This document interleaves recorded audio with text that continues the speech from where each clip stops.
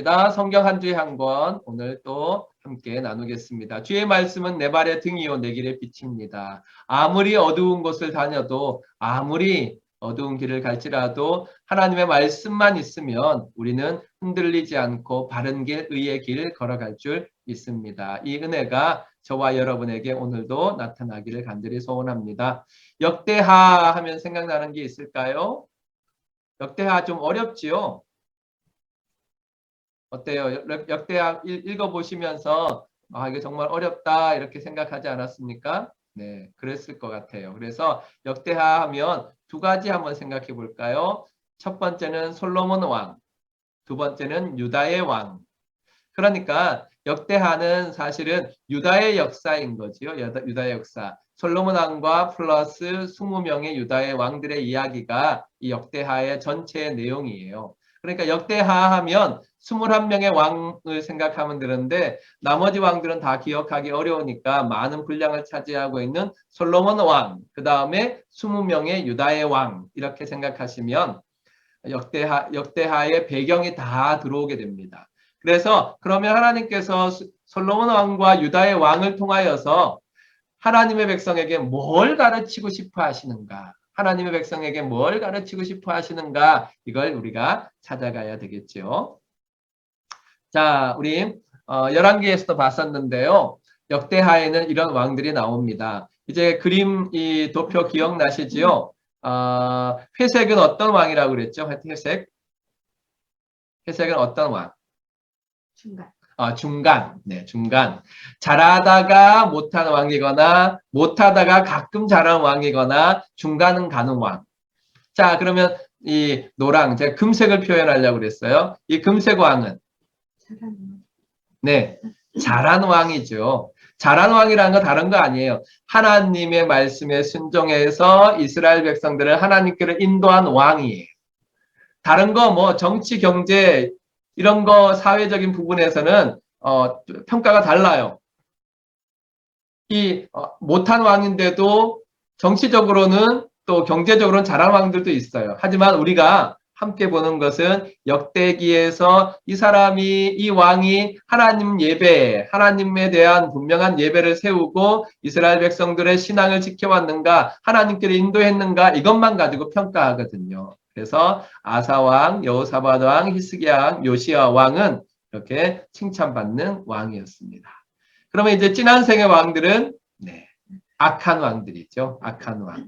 대표적인 것이 므낫세이지 않습니까? 므낫세 왕. 열왕기에서 배웠습니다. 므낫세 왕. 악한 왕.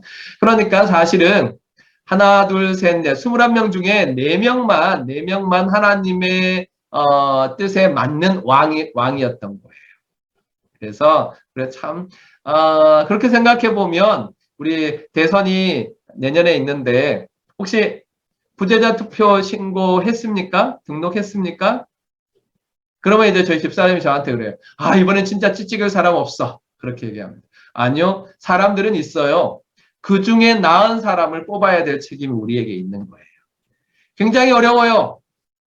힘들어요. 그래도 그중 나은 사람을 뽑아야 되는 책임이 우리에게 있어요.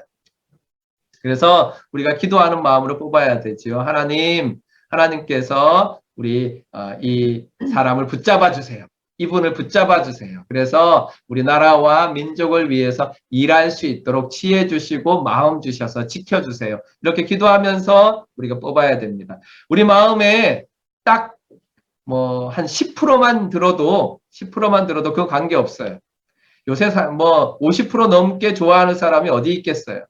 10%만 좋아도 그중 나은 사람, 나라와 민족을 위해서 일할 수 있는 그중 나은 사람을 뽑으세요.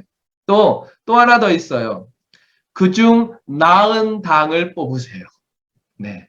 지금 이제 현대 정치는 카리스마적인 한 사람 때문에 돌아가지 않습니다. 한 사람 때문에 돌아가지 않습니다. 그래서 그중 나은 당을 뽑아야 되고 또 하나 더 기억할 거 있어요. 하나님께 기도해야 되는데요. 우리가 한 사람의 나쁜 사람 때문에 흔들리는 나라가 아니고 또 한 사람의 좋은 사람 때문에 잘 되는 나라가 아니고 국민 모두가 나라를 잘 발전시킬 수 있는 그런 능력 있는 나라, 힘 있는 나라, 또 성숙한 나라 되게 해달라고 꼭 기도하는 것도 필요합니다. 사실은 대한민국은 이제 그 정도로 되어야 돼요. 우리나라는 이제는 한 사람 특별한 대통령이 나와서 나라를 이렇게 저렇게 좋게 나쁘게 이끌어가는 그런 나라가 아니라 모든 국민이 다 함께 어떤 상황도 이겨나갈 수 있는, 해결해 나갈 수 있는 그런 내공 있고 능력 있는 나라가 돼야 돼요. 그래서 그것도 함께 기도하시기 바랍니다. 자, 이제 유다 나라에서 정말 하나님께서 세우신 왕들이 쭉 이렇게 있는데 그 중에 4명만 이렇게 하나님의 뜻에 맞는 왕이었습니다. 자, 오늘 함께 읽을 것은 역대하 36장입니다. 자, 여러분이 가지고 있는 성경책 함께 열어보시기 바랍니다. 역대하 36장. 역대하의 마지막 장이에요. 역대하의 마지막 장이면서 하나님께서 역사를 어떻게 이끌어 가셨는지를, 유다의 역사를 어떻게 이끌어 가셨는지를 확실하게 보여주는 장입니다. 36장. 제가 한 절 읽고 여러분이 한 절 읽으면서 우리 역대하 36장 23절까지 읽겠습니다. 제가 읽고 여러분이 읽습니다. 그 땅의 백성이 요시야의 아들 여호아하스를 세워 그의 아버지를 대신하여 예루살렘에서 왕으로 삼으니 여호아하스가 왕이 오를 때에 나이가 23세더라. 그가 예루살렘에서 다스린 지 석 달에 애굽 왕이 예루살렘에서 그의 왕위를 폐하고 또 그 나라에 금 100달란트와 금 1달란트를 벌금으로 내게 하며 애굽 왕 느고가 또 그의 형제 엘리야김을 세워 유다와 예루살렘 왕으로 삼고 그의 이름을 고쳐 여호야김이라 하고 그의 형제 여호아하스를 애굽으로 잡아갔더라. 여호야김이 왕위에 오를 때에 나이가 25세라. 예루살렘에서 11년 동안 다스리며 그의 하나님 여호와 보시기에 악을 행하였더라. 바벨론 왕 느부갓네살이 올라와서 그를 치고 그를 쇠사슬로 결박하여 바벨론으로 잡아가고 느부갓네살이 또 여호와의 전 기구들을 바벨론으로 가져다가 바벨론에 있는 자기 신당에 두었더라. 여호야김의 남은 사적과 그가 행한 모든 가증한 일들과 그에게 발견된 악행이 이스라엘과 유다 열왕기에 기록되니라. 그의 아들 여호야김이 대신하여 왕이 되니라. 여호야김이 왕위에 오를 때에 나이가 8세라. 예루살렘에서 석 달 열흘 동안 다스리며 여호와 보시기에 악을 행하였더라. 그 해에 느부갓네살 왕이 사람을 보내어 여호야긴을 바벨론으로 잡아가고 여호와의 전에 귀한 그릇들도 함께 가져가고 그의 숙부 시드기야를 세워 유다와 예루살렘 왕으로 삼았더라. 시드기야가 왕위에 오를 때에 나이가 21세라. 예루살렘에서 11년 동안 다스리며 그의 하나님 여호와 보시기에 악을 행하고 선지자 예레미야가 여호와의 말씀으로 일러도 그 앞에서 겸손하지 아니하였으며 또한 느부갓네살 왕이 그를 그의 하나님을 가리켜 맹세하게 하였으나 그가 왕을 배반하고 목을 곧게 하며 마음을 완악하게 하여 이스라엘 하나님 여호와께로 돌아오지 아니하였고 모든 제사장들의 우두머리들과 백성도 크게 범죄하여 이방 모든 가증한 일을 따라서 여호와께서 예루살렘에 거룩하게 두신 그의 전을 더럽게 하였으며 그 조상들의 하나님 여호와께서 그의 백성과 그 거하시는 곳을 아끼사 부지런히 그의 사신들을 그 백성에게 보내어 이르셨으나 그의 백성이 하나님의 사신들을 비웃고 그의 말씀을 멸시하며 그의 선지자를 욕하여 여호와의 진노를 그의 백성에게 미치게 하여 회복할 수 없게 하였으므로 하나님이 갈대아 왕의 손에 그들을 다 넘기심에 그가 와서 그들의 성전에서 칼로 청년들을 죽이며 청년 남녀와 노인과 병약한 사람을 긍휼히 여기지 아니하였으며 또 하나님의 전에 대소 그릇들과 여호와의 전에 보물과 왕과 방백들의 보물을 다 바벨론으로 가져가고 또 하나님의 전을 불사르며 예루살렘 성벽을 헐며 그들의 모든 궁시를 불사르며 그들의 모든 귀한 그릇들을 부수고 칼에서 살아남은 자를 그가 바벨론으로 사로잡아가며 무리가 거기서 갈대아 왕과 그의 자손의 노예가 되어 바사국이 통치할 때까지 이르니라. 이에 토지가 황폐하여 땅이 안식년 누림같이 안식하여 70년을 지냈으니 여호와께서 예레미야 입으로 하신 말씀이 이루어졌더라. 바사의 고레스 왕 원년에 여호와께서 예레미야 입으로 하신 말씀을 이루시려고 여호와께서 바사의 고레스 왕의 마음을 감동시키심에 그가 온 나라에 공포도 하고 조서도 내려 이르되 바사와 고레스가 이같이 말하노니 하늘의 신 여호와께서 세상 만국을 내게 주셨고 나에게 명령하여 유다 예루살렘에 성전을 건축하라 하셨나니 너희 중에 그의 백성 된 자는 다 올라갈지어다. 너희 하나님 여호와께서 함께 하시기를 원하노라 하였더라. 아멘. 자, 36장에 보면 유다의 죄가 나오지요. 참 생각해 보세요. 얼마나 어처구니 없어요. 여호야긴 왕에 대해서 이야기할 때 보면 여호야긴 왕이 9절에 보면 왕이 오를 때 나이가 8세예요. 8세, 8살. 그런데 예루살렘에서 석 달 열흘 동안 다스렸어요. 석 달 열흘 동안 8살짜리가 다스렸어요. 그런데 무슨 죄를 지었겠어요? 8살짜리가 엄마한테나 죄를 짓지. 그런데 여호와 보시기에 악을 행하였다. 그렇게 성경은 고발하고 있습니다. 그것은 여호야긴의 죄라기보다는 유다 전체가 이렇게 다 악하여졌다. 8살짜리 꼬맹이까지도 하나님 앞에 악을 범할 정도로 그렇게 악해졌다. 전체의 악을 말해주고 있습니다. 이렇게 악함으로 말미암아 하나님이 심판하셔서 갈대아 왕의, 그러니까 바벨론 왕의 손을 들어서 유다를 예루살렘을 정복하게 합니다. 19절에 또 하나님의 전을 불사르며 예루살렘 성벽을 헐며 그들의 모든 궁시를 불사르며 그들의 모든 귀한 그릇들을 부수고, 그리고 30절에 칼에서 살아남은 자를 그가 바벨론으로 사로잡아가매 우리가 거기서 갈대아 왕과 그의 자손의 노예가 되었다 그랬고요. 언제까지? 바사, 페르시아가 통치할 때까지 이르렀다. 그렇게 말씀하십니다. 이것이 유다의 멸망이, 유다의 죄로 말미암아 유다가 멸망하지요. 그러나 이 역대하 마지막 부분은 그걸로 끝나지 않아요. 소망으로 말하는데 바로 페르시아 왕 고레스가 23절에 말하기를 하늘의 신 여호와께서 세상 만국을 내게 주셨고 나에게 명령하여 유다 예루살렘의 성전을 건축하라. 유다 예루살렘에, 그러니까 페르시아 제국으로 봐서는 유다는 저 변방 중에 하나였어요. 그런데 페르시아의 황제에게 하나님께서 명령하시기를 유다 예루살렘의 성전을 건축하라. 그러니까 너희들은 다 올라가서 성전 건축해라. 누구? 네, 포로로 끌려왔던 유다 백성들을 말합니다. 그래서 이 역대하 마지막 부분은 나중에 에스라 느헤미야로 연결되기도 하지만 무엇보다 중요한 것은 하나님께서 죄로 말미암아 멸망해버린 유다에 다시 한번 그 신앙을 회복할 수 있는, 성전을 다시 지을 수 있는 기회를 주셨다로 마치고 있습니다. 이게 이제 역대하의 특징입니다. 자, 자세히 들어가 보겠습니다. 역대하 제사장 나라의 재건입니다. 제사장 나라의 재건. 자, 우리 다 같이 읽겠습니다. 7장 14절 아주 우리 좋아하는 성경 구절이지 않습니까? 다 같이 읽겠습니다. 7장 14절 시작. 내 이름으로 일컫는 내 백성이 그들의 악한 길에서 떠나 스스로 낮추고 기도하여 내 얼굴을 찾으면 내가 하늘에서 듣고 그들의 죄를 사하고 그들의 땅을 고칠지라. 아멘. 그렇습니다. 이것은 역대기를 처음 읽었던 포로 이후의 성도들에게 하나님이 주신 메시지이기도 하지만 사실은 오늘날 우리에게도 주신 메시지예요. 하나님께서 이 솔로몬을 통하여서 처음 기도하게 하시고 그 기도의 내용을 받아서 기뻐하신 것처럼 이제 포로 후 시대에 유다 백성을 통하여서 새로운 성전을 건축하게 하시고 이스라엘을 회복하게 하신 때처럼 오늘날 우리 시대에도 똑같이 우리가 스스로 낮추고 기도하고 내 얼굴을 찾으면, 하나님의 얼굴을 찾으면 우리의 죄를 사하시고 우리의 땅을 고쳐주시겠다고 약속하시는 것입니다.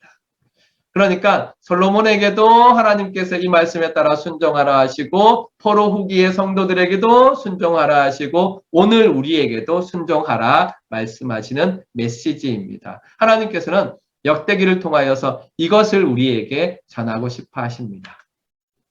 자, 역대하의 특징, 지난주에 살펴본 것처럼 역대상과도 연결됩니다.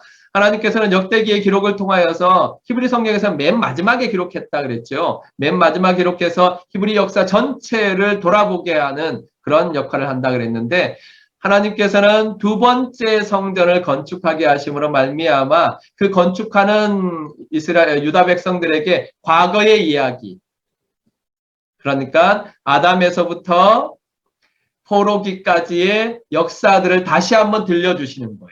그래서 그 들려주시는 중에 무엇을 바라보게 하시느냐 하면 과거를 통하여서 미래를 보게 하셔요.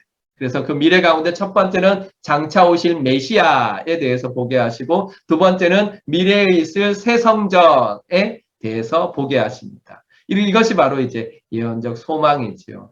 그러니까 그 당시 유다 사람들은 그 두 번째 성전을 건축하면서 무엇을 바라보고 소망하느냐 하면 하나님께서 주시는 회복된 때, 지금 이 땅은 그렇지 않지만 지금 새롭게 건축하는 성전도 그렇게 영광스럽지 않고 이스라엘이란 나라 상태도 그렇게 영광스럽지 않지만 하나님께서는 이것을 통하여서 장차 오실 메시아를 통하여 주실 새로운 하나님의 나라, 미래의 새 성전을 바라보게 하셨습니다.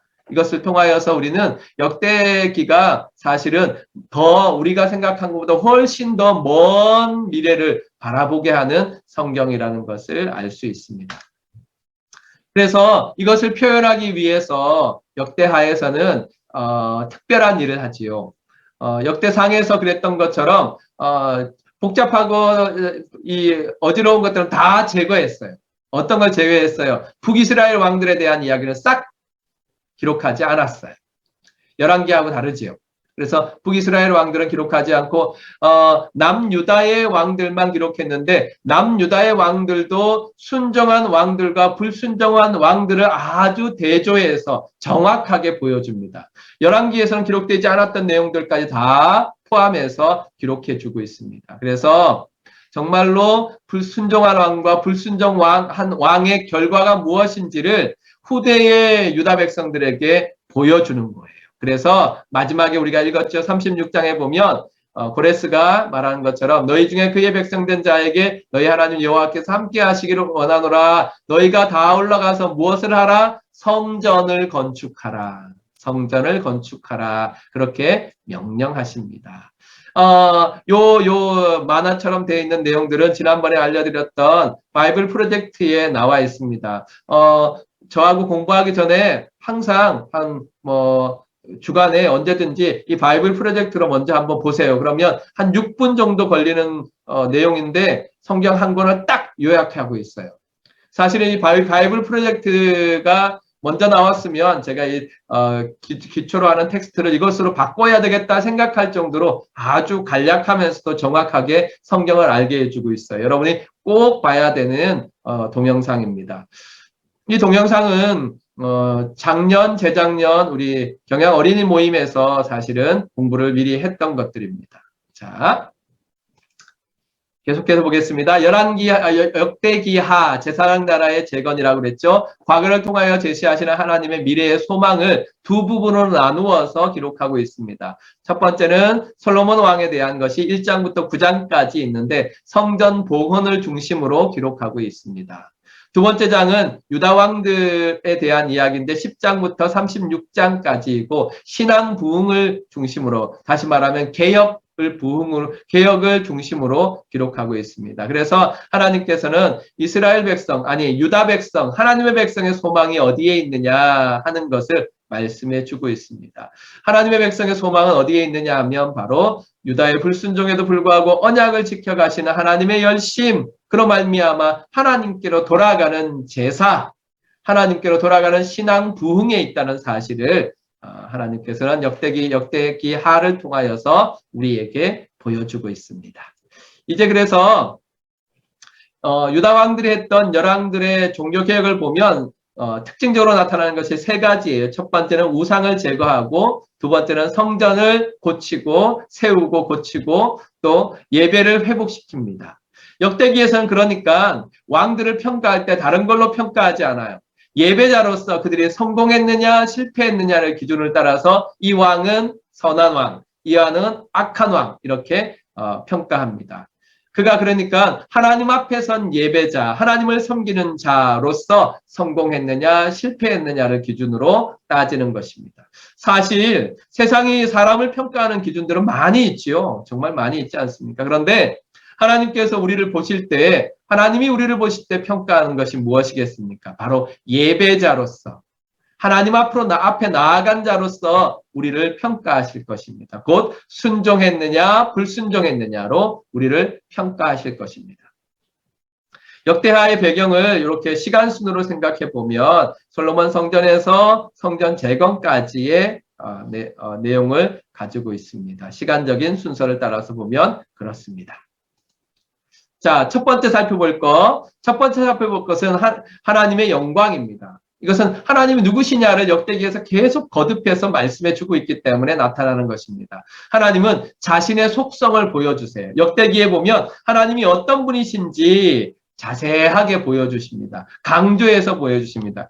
그것을 크게 두 가지로 나눌 수 있는데, 한 가지는 비공유적 속성이라고 해요. 공유라는 말은 함께 나눈다는 말이잖아요. 그러니까 함께 나눌 수 없는 속성이에요. 다른 말로 한다면 하나님만 가지고 있는 속성, 하나님만의 절대적인 속성, 그게 비공유적 속성이라고 합니다.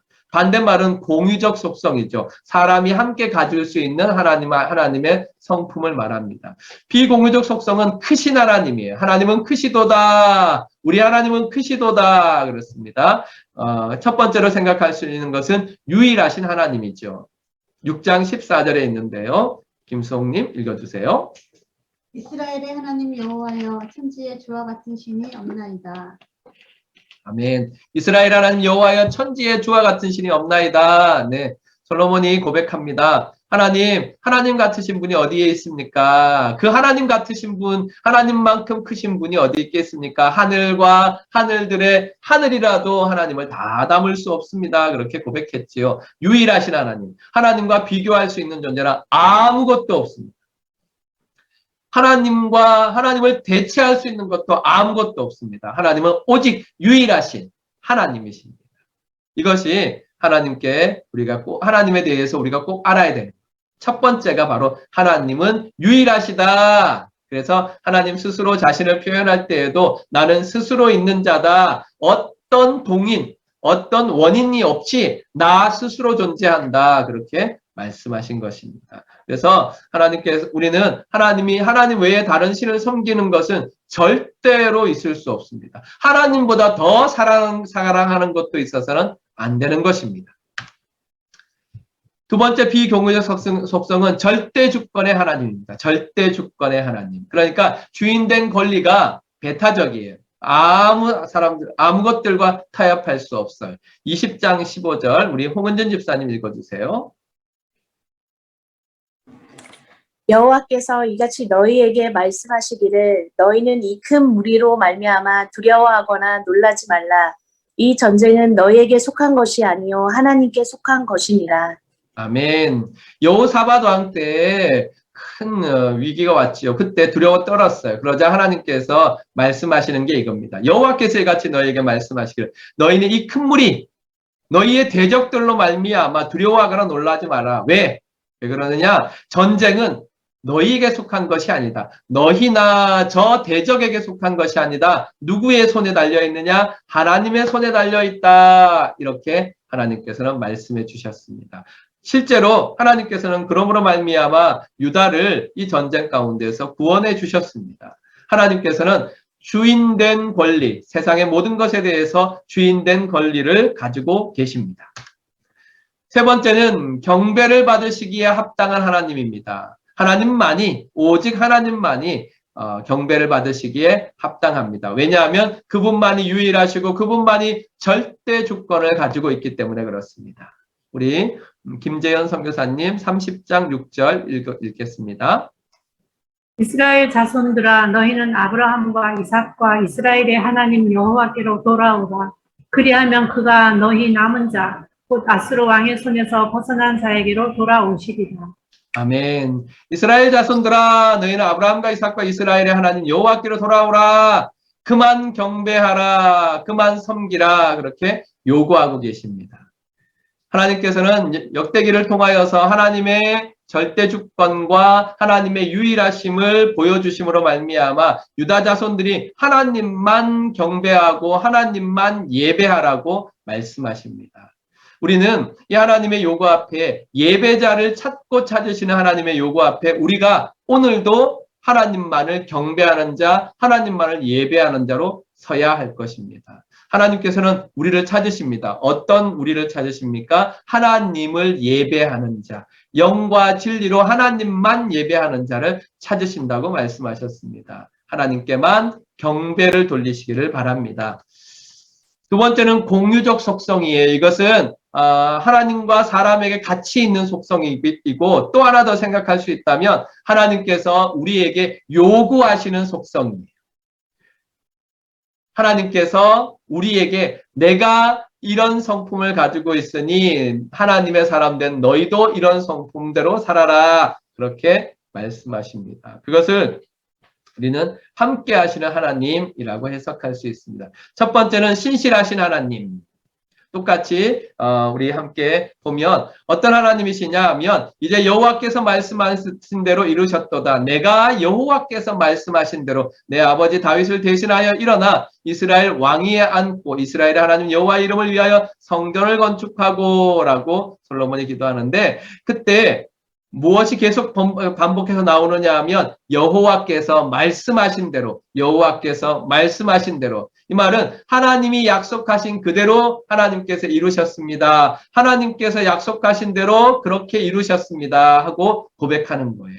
그러니까 하나님께서는 다윗에게 솔로몬을 통하여 성전을 건축하겠다 말씀하셨는데 그 말씀하신 것을 그대로 이루셨습니다. 다윗과 언약하신 것을 신실하게 이루어내셨습니다. 그러므로 하나님께서는 이것을 통하여서 우리에게 무엇을 요구하십니까? 우리도 신실하게 살 것을, 하나님 앞에 신실하게, 사람들 앞에 신실하게 살아갈 것을 요구하십니다. 두 번째는 공의로우신 하나님입니다. 하나님께서 우리에게 요구하시는 성품 가운데 한 가지이기도 합니다. 하나님, 우리가 공의롭기를 원하십니다. 자, 우리 19장 7절인데요. 허윤행 집사님 읽어주세요. 그런즉 너희는 여호와를 두려워하는 마음으로 삼가 행하라. 우리의 하나님 여호와께서는 불의함도 없으시고 치우침도 없으시고 뇌물을 받은 일도 없으시니라 하니라. 아멘. 이거는 이제 여호사밧 왕이 유다의 재판관을 임명하면서 하나님의 성품에 대해서 이야기하면서 너희도 그렇게 공의로워라 라고 권면하는 장면입니다. 19장에 있는 부분인데요. 너희는 여호와를 두려워하는 마음으로 삼가 행하라. 왜? 우리 하나님 여호와는 불의함이 없고 치우침이 없고 뇌물 받는 일도 없다. 다시 말하면 하나님은 공평정대하시다. 공의로우시다. 그렇게 말씀했습니다. 그렇습니다. 하나님은 공의로우신 분이십니다. 하나님께는 나쁜 거, 불의함이 절대 없습니다. 하나님께는 치우침도 없습니다. 하나님께 무엇을 드린다고 해서 그것을 받고 하나님의 계획하시던 거, 말씀하시던 거, 약속하신 거를 바꾸시는 분이 아니십니다. 그렇게 하나님은 공의로운 분이시기 때문에 우리에게도 하나님께서는 공의로우라고 요구하십니다. 그러므로 우리는 의롭게 살아가야 하는데, 지난번에 이제 우리 함께 말씀을 나눴죠. 의롭다는 것은 모든 관계 가운데에서 정당한 거라고 말씀드렸습니다. 그렇죠. 하나님 앞에서 정당한 거 의로움입니다. 사람들과의 관계에서 정당한 거 의로움입니다. 우리는 이 의로움을 지켜야 합니다. 왜냐하면 하나님께서 의로우시기 때문에 그렇습니다. 세 번째는 인자하신 하나님이십니다. 하나님의 사랑, 하나님의 변함없는 그 사랑이 우리에게도 있어야 합니다. 하나님께서는 정말로 오래 참으십니다. 회개하는 자, 겸손하여 하나님 앞에 나와서 회개하는 자의 그 회개는 하나님께서 들으시고 또 응답하십니다. 34장에 있는 것은 요시야 왕이 하나님 앞에 잘못한 것에 대해서 회개하자 하나님께서 인자를 베푸셔서 심판을 미루셨습니다. 그렇게 하나님께서는 자비하시고 인자하십니다. 그렇다면 우리도 그렇게 인자해야 합니다. 우리가 그러니까 용서를 잘해야 돼요. 정말 하나님이 우리를 사랑하신 것처럼, 예수님께서 우리를 사랑하신 것처럼 그런 사랑으로 용서하는 사람이 되어야 돼요. 한번 틀어졌다고 그래서 딱 걸고 안 풀어주면 그건 하나님의 사람으로서 부끄러운 일입니다. 늘 하나님께서 우리에게 베푸신 은혜, 큰 은혜를 기억하고 우리가 베풀 수 있는 작은 은혜들을 실천하며 살아가야 됩니다. 자, 우리 다 같이 읽겠습니다. 제가 앞에 굵은 글씨를 읽을게요. 여러분들이 다음 글씨를 읽어주세요. 하나님은 신실하십니다. 그러므로 우리도 신실해야 합니다. 네, 감사합니다. 하나님은 공의로우십니다. 그러므로 그러므로 우리도 공의로워야 합니다. 합니다. 하나님은 인자하십니다. 그러므로 우리도 인자해야 합니다. 아멘. 그렇습니다. 우리의 삶의 기준은 사람이 아니에요. 사람이 삶의 기준이면 어떻게 됩니까? 네가 나한테 잘해? 나도 너한테 잘할게. 이렇게가 사람의 기준이잖아. 반대로 하면 네가 나한테 그렇게 해? 나도 그럼 뭐 그렇게 하지 하고 이렇게 됩니다.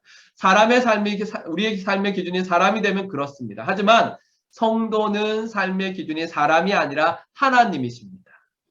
하나님이 우리의 기준이에요. 그 신실하심, 그 공의로우심, 그 인자하심이 우리의 기준입니다. 그래서 우리는 세상 사람들보다 훨씬 높은 수준으로 고귀한 부르심을 받았다는 사실을 기억하고 하나님의 신실하심과 하나님의 공의로우심과 하나님의 인자하심을 따라가야 되는 사람, 그 사람이 바로 성도, 바로 나라는 사실을 기억하고 신실하심과 공의로우심과 인자하심을 닮아가는 자 되시기를 바랍니다. 두 번째, 우리의 죄입니다. 우리의 죄. 우리의 죄가 무엇이냐? 우리의 죄가 무엇이냐? 역대기에는 우리의 죄에 대해서 많이 나와 있습니다. 하나님의 백성이 하나님의 뜻을 거역한다. 참 어울리지 않는 일이지 않습니까? 특별한 하나님의 은혜를 받아서 하나님의 축복 가운데 사는 하나님의 백성이 땅도 받고 축복도 받고 했던 하나님의 백성이 하나님의 뜻을 거역했습니다. 어떻게 거역합니까? 역대기에서 강조하는 것은 백성들의 죄라기보다는 왕들의 죄를 강조해서 이야기하지요. 그래서 첫 번째는 왕들의 악한 다스림입니다.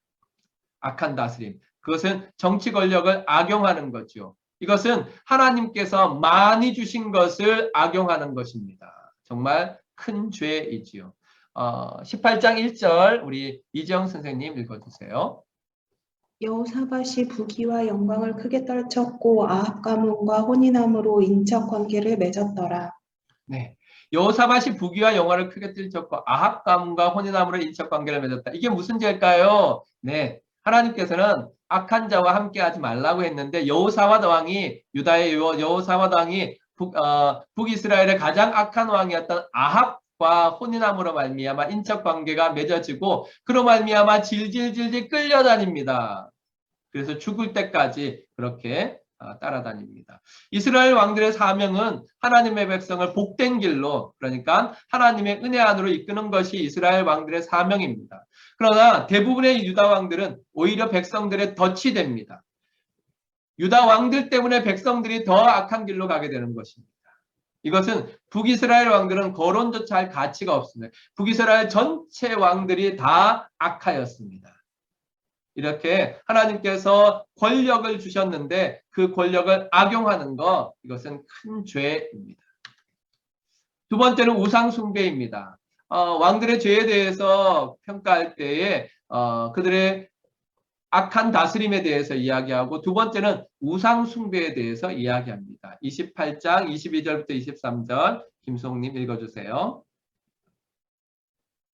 이 아하스 왕이 공고할 때에 더욱 여호와께 범죄하여 자기를 친 다메섹 신들에게 제사하여 이르되 아람 왕들의 신들이 그들을 도왔으니 나도 그 신에게 제사하여 나를 돕게 하리라 하였으나 그 신이 아하스와 온 이스라엘을 망하게 하였더라. 아멘. 얼마나 어처구니 없습니까? 아하스 왕은 유다 왕이거든요. 근데 유다 왕으로서 다메섹과 전쟁을 했는데 다메섹에 패했어요. 그건 이제 자기가 우상 숭배를 하고 잘못했기 때문이에요. 그런데 얼마나 어리석었으면 그때 뭐라고 생각하느냐 하면 다메섹 왕들이 아람 왕을 도와서 우리가 졌다. 그러니까 내가 다메섹의 신을 섬기면 그 신이 나를 도와서 이기게 할 거다. 이렇게 생각하고 우상 숭배를 하는 거예요. 하지만 마지막 부분에 보면 그 신이, 그러니까 다메섹의 신들이 아하스와 온 이스라엘을 망하게 하였다. 그렇게 성경은 기록합니다. 하나님의 계획은 세상이 이스라엘을 보고 이스라엘을 통해서 죄를 떠나 하나님께로 돌아오는 것이 하나님의 계획이에요. 하나님께서 이스라엘 백성을 선택하신 계획이에요. 그런데 오히려 이스라엘이 하나님을 떠난 죄악으로 정말 세상을 닮아갔습니다. 죄악으로 가득 찬 세상을 똑같이 닮아갔습니다. 그렇게 하나님의 뜻을 거스리고 죄를 범하였습니다.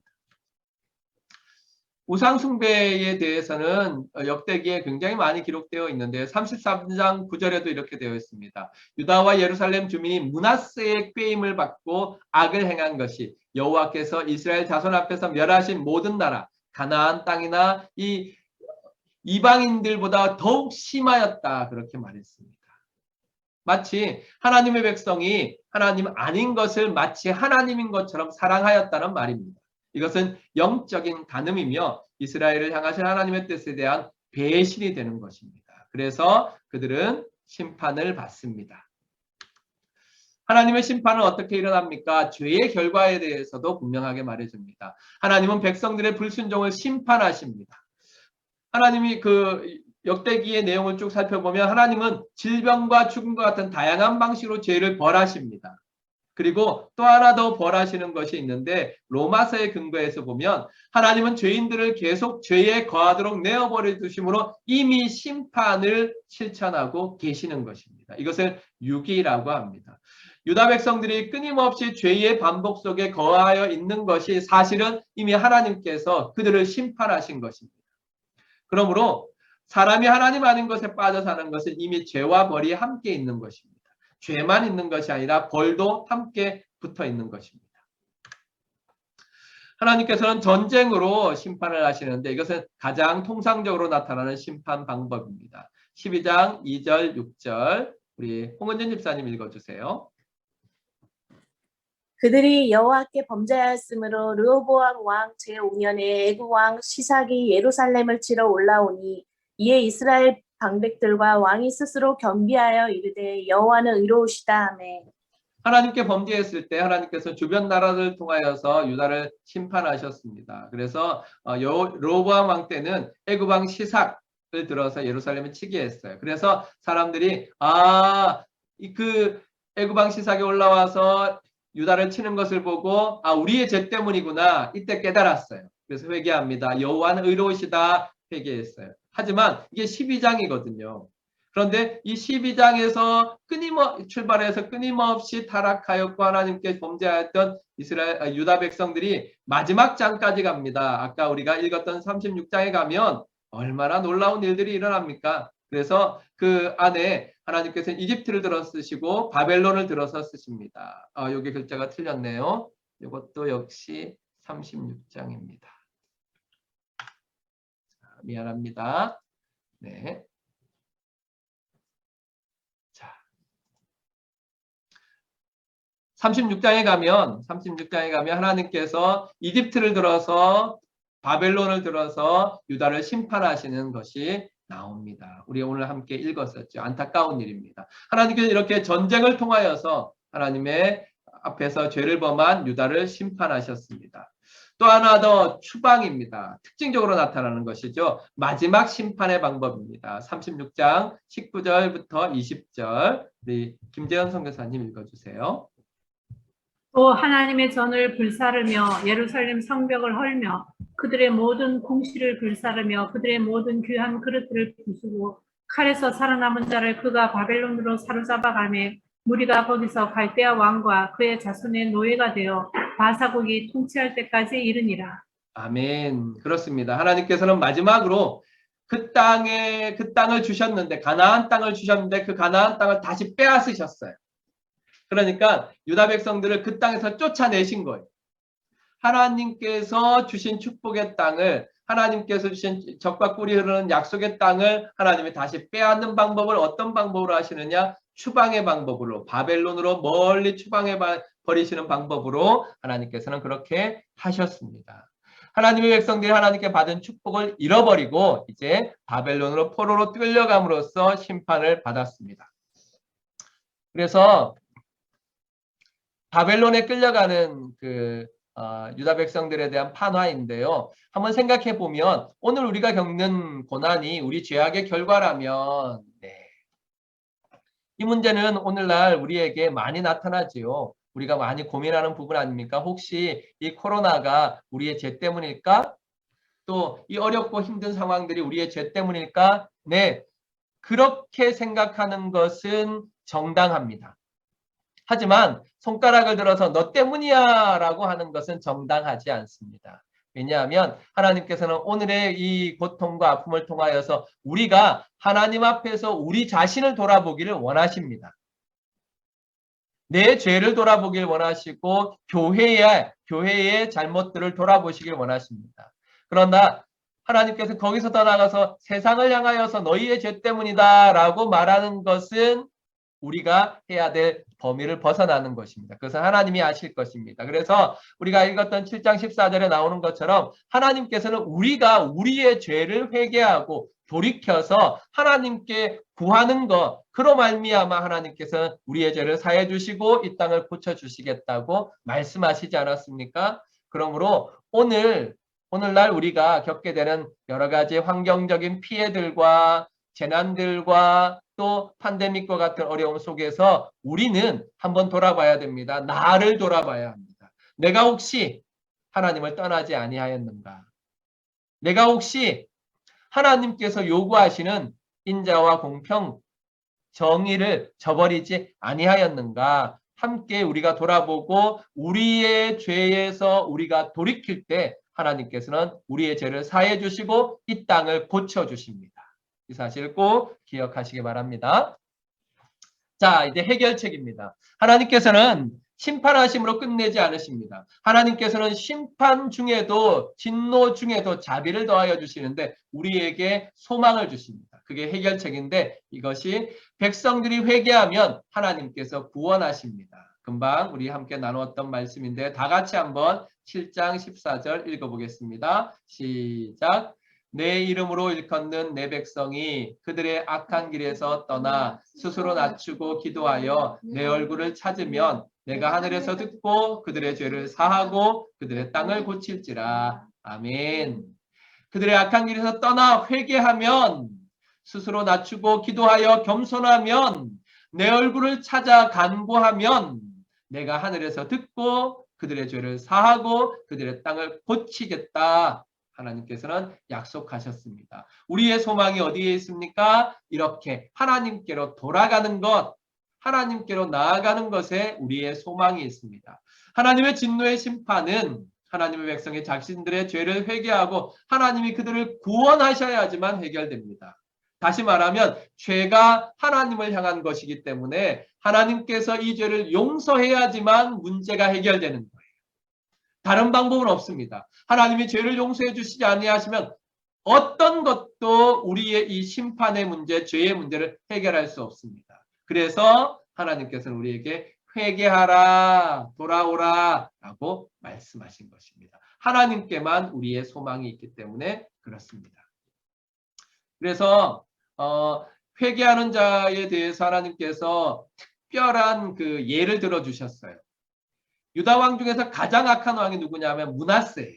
그런데 하나님께서는 그 므낫세가 회개하자 그 회개도 들어주셨어요. 얼마나 놀라워요. 허윤행 집사님 33장 11절부터 13절 읽어주십시오. 여호와께서 아수르 왕의 군대 지휘관들이 와서 치게 하시매 그들이 므낫세를 사로잡고 쇠사슬로 결백하여 바벨론으로 끌고 간지라. 그가 환난을 당하여 그의 하나님 여호와께 간구하고 그의 조상들의 하나님 앞에 크게 겸손하여 기도하였으므로 하나님의 그의 기도를 받으시고 그의 간구를 들으시사 그가 예루살렘에 돌아와서 다시 왕위에 앉게 하시매 므낫세에게 거제서야 하나님께서 하나님이신 줄을 알았더라. 아멘. 므낫세 왕이 회개했어요. 가장 악한 왕이었거든요. 그런데 회개했어요. 그러자 하나님께서 들어주셨어요. 그러니까 내가 므낫세의 회개까지도 들어준다 하는 것을 우리에게 보여주시는 거예요. 그래서 우리가 우리의 죄를 회개하고 돌이키면 하나님께서 반드시 죄를 용서해 주시고 구원해 주신다. 이것이 바로 세상의 소망이요 죄인들의 소망이라는 사실을 꼭 기억하시길 바랍니다.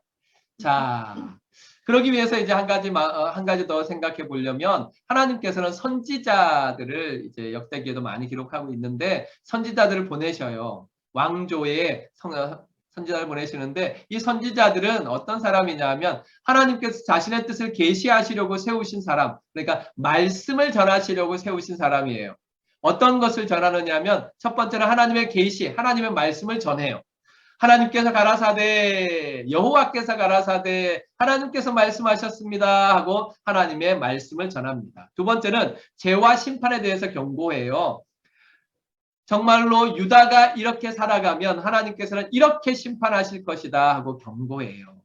우리 오전에 말씀 나눈 것처럼 야곱이 루벤과 시므온과 레위에게 심판을 경고한 것, 저주를 경고한 것은 그 경고가 축복이에요. 왜냐하면 그 경고를 통하여서 하나님께 돌아올 기회를 제공하는 것이거든요. 그래서 하나님께서 선지자를 많이 보내신 것은 끊임없이 하나님께서 기회를 주시는 것이었습니다. 그리고 이스라엘의 회복을 예고합니다. 선지자의 활동이 많으면 많을수록 하나님께서 유다를 얼마나 사랑하시는지 우리 알 수 있습니다. 그러므로 오늘날 그런 의미에서 본다면 하나님께서는 우리 시대에 많은 선지자들을 보내주셨어요. 하나님의 말씀을 전하는 사람들을 보내주셨어요. 많은 책들을 통해서, 많은 방송을 통해서, 많은 교회를 통해서 우리에게 하나님의 뜻을 전해주십니다. 그것은 두 가지를 이야기할 수 있어요. 한 가지는 우리 시대가 그 말씀을 들어야 할 만큼, 그렇게 수없이 많은 선지자가 필요할 만큼 타락했다는 사실을 보여주고, 또 하나는 하나님께서 지금도 우리를 사랑하셔서 끊임없이 기회를 주고 계시다는, 우리가 하나님께로 돌아갈, 하나님께로 회개할, 하나님의 얼굴을 구할 기회를 주시고 있다는 사실을 반증하고 있습니다. 그러므로 이때가 하나님께로 돌아가야 될 때입니다. 이때가 하나님 앞에 회개해야 될 때입니다. 이때가 하나님의 얼굴을 구해야 될 때입니다. 우리가 하나님 말씀에 순종하여 하나님 앞에 나아가시길 바랍니다. 자, 우리의 절망은 무엇입니까? 하나님께서 우리의 죄를 심판하신다는 것이 절망이지요. 그럼 우리의 소망은 무엇입니까? 하나님께서 우리를 용서하신다는 것이 소망이지요. 제사장 나라 유다는 하나님과의 관계 회복을 통해서 이루어집니다. 그러니까 유다가 멸망한 것은 하나님과의 관계가 깨어졌기 때문이고, 역대기 마지막 부분을 통하여서 성전을 건축하라는 말은 하나님과의 관계를 회복하라라고 하시는 하나님께 다시 주시는 기회인 거예요. 그만큼 하나님께서는 자기 백성의 회복을 원하십니다. 저와 여러분에게도 마찬가지입니다. 우리가 하나님과의 관계가 회복되길 원하십니다. 그래서 우리 안에 성전을 짓기를 원하시고 교회를 통하여 성전을 지어가기를 원하시는 것입니다. 그런 관계 회복이 교회의 중심입니다. 하나님과 나와의 관계 회복이 성전이 지어지는 것이며 하나님과 교회의 관계 회복이 성전이 지어지는 것입니다. 이 관계 회복이 우리의 소망이요, 우리가 반드시 이루어내야 될 일이라는 사실을 함께 기억하시길 바랍니다. 자, 제사장 나라의 재건입니다. 역대기 하의 기준은 주제는 제사장 나라의 재건. 하나님은 하는 이스라엘을 심판하셨습니다. 그러나 하나님은 진노 중에도 자비를 베푸셔서 하나님의 성전을 다시 재건할 기회를 주셨습니다. 36장 23절 다 같이 읽겠습니다. 시작. 바사왕 고레스가 이같이 말하노니 하늘의 신 여호와께서 세상 만국을 내게 주셨고 나에게 명령하여 유다 예루살렘의 성전을 건축하라 하셨나니 너희 중 그의 백성된 자는 다 올라갈지어다. 너희 하나님 여호와께서 함께 하시기를 원하노라 하였더라. 아멘. 이것이 오늘 우리에게 주시는 말씀입니다. 하나님께서는 우리가 성전을 건축하러 올라가기를 원하십니다. 우리 마음의 성전, 교회의 성전. 그래서 금방 말씀드린 것처럼 하나님과 우리의 관계가 회복되는 것이 우리의 성전을, 나의 성전을 건축하는 것이고, 우리가 함께 모여서 예수 그리스도 안에서 함께 지어져 가는 것이 교회의 성전을 건축하는 것입니다. 이 성전 건축, 내 마음의 성전 건축과 우리 교회의 성전 건축을 이루어가기 위해서 우리가 다 믿음 안에서 하나가 되어 제사장 나라를 재건해 가야 할 것입니다. 자, 역대하 심판과 회복을 통하여 과거의 실패 속에서 미래의 회복의 소망을 찾으라고 하나님께서는 말씀하십니다. 역시 이 미래의 회복은 어디로 연결되느냐 하면 우리의 메시아이신 예수 그리스도와 예수 그리스도로 말미암아 완성될 저 천국으로 이어지는 것입니다. 이 소망을 바라보시면서 오늘 우리에게 허락하신 기회를 따라 성전을 건축해 가시기를 주님의 이름으로 축원합니다. 네. 자, 다시 정리하겠습니다. 역대하는 무엇을 기억해야 된다고요? 솔로몬 왕과 유다의 20명의 왕들을 기억해야 합니다. 이들은 하나님의 백성들을 하나님께로 인도해 가도록 명령받았지만 오히려 백성의 걸림돌이 되어서 타락하게 하는 지도자들이 됩니다. 그로 말미암아 하나님께서 심판하시지요. 그 심판하셔서 그 심판을 통하여 새로운 성전을 건축하게 하심으로 하나님께서는 메시아를 바라보게 하셨습니다. 자, 그러면 모음 퀴즈를 먼저 해보겠습니다. 자, 뭐 같아요? 제사장 나라의 재건. 확실히 센스가 있어요. 제사장 나라의 재건. 그렇습니다. 뭐 신경도 안 쓰듯이 담담하게 제사장 아니. 나라의 재건 그러네요. 감사합니다. 감사합니다. 자, 그러면 이건 뭘까요? 솔로몬 왕. 오, 네. 정말 빨라요. 자, 그러면 우리 홍은진 집사님이 하겠습니다. 소리 없는 메아리 홍은진 집사님. 홍은진 집사님에게 보낼게요. 혹시 홍 집사님 안 보이시는 분 있습니까? 없죠? 홍 집사님 안 보이시는 분. 홍 집사님 안 보이시는 분? 자, 그럼 홍 집사님에게 메시지를 보낼게요. 맞춰보세요. 자.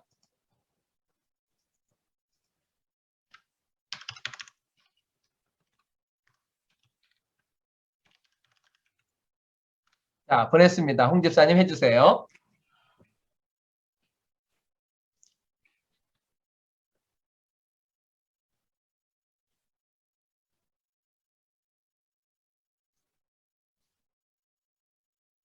우상 숭배. 네, 맞았습니다. 우상숭배, 네, 맞았습니다. 자, 그러면 이제 그 다음은 김재현 선교사님한테 보내겠습니다. 두 번째 문제는 김재현 선교사님께 보낼게요. 자, 보냈습니다.